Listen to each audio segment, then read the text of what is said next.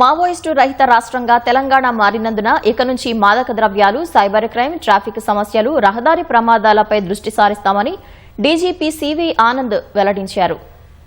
Drugs peddler, గంజాయి సాగు చేసేవారిని తీవ్రవాదుల కంటే ఎక్కువగా పరిగణించి కఠినంగా వ్యవహరిస్తామని డీజీపీ స్పష్టం చేశారు. గంజాయి, మత్తు పదార్థాల కట్టడికి ఈగల్ ఫోర్స్ ఏర్పాటు చేశామన్న ఆయన భవిష్యత్ తరాలను రక్షించేందుకు ప్రత్యేక కార్యాచరణ రూపొందిస్తున్నట్లు చెప్పారు. హోంగార్డ్ నుంచి డీజీపీ వరకు డ్రగ్స్ పై పోరాటం చేయాల్సిన అవసరం ఉందని గుర్తు చేశారు. భద్రాద్రి కొత్తగూడెం జిల్లా మణుగూరులో నిర్మించిన పోలీస్ స్టేషన్ను ఎమ్మెల్యే పాయం వెంకటేశ్వర్లతో కలిసి డీజీపీ సివి ఆనంద్ ప్రారంభించారు. నేరాలు, సామాజిక వ్యతిరేక అంశాలు అదుపునకు ఆధునిక సాంకేతిక పరిజ్ఞానం, ఏఐని వినియోగిస్తున్నట్లు వివరించారు. సింగరేణి సహకారంతో మణుగూరు పోలీస్ స్టేషన్ పూర్తి చేయడం సంతోషంగా ఉందన్న డీజీపీ ప్రజల ప్రాణాలు, ఆస్తులను రక్షించే విధంగా పోలీసులు విధులు నిర్వర్తించాలని సూచించారు.